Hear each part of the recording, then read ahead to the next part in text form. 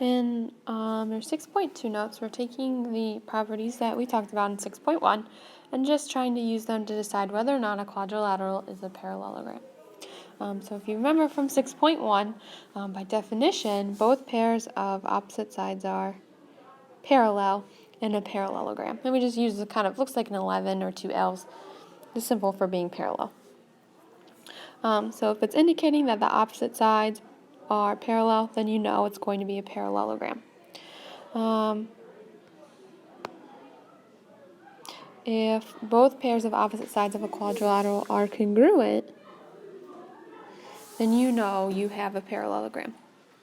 So in the figure right here, if the opposite sides are are congruent, then you know you have a parallelogram. The other theorem we talked about yesterday is if both pairs of opposite angles are congruent, then the quadrilateral is a parallelogram. So if it's indicating to you that the angles across from each other are the same, like in this diagram, then you know you have a parallelogram. The other theorem we talked about is the diagonals bisect each other. So in this diagram here, saying that this section and this section are the same, and this section and this section are the same. If it's indicating to you one way or another that the diagonals are being cut in half, they're being bisected, then you know you have a parallelogram. One that's a little different, this is saying if a pair of opposite sides of a quadrilateral are both parallel and congruent, just like this diagram off to the side, then you know you have a parallelogram. Sometimes this can get confused with having a quadrilateral and one set is parallel and the other set is congruent. That is not enough information. That does not work to decide if it's a parallelogram or not. It's just one set of opposite sides is both parallel and congruent. And then the other theorem we talked about yesterday, or in 6.1, is that one angle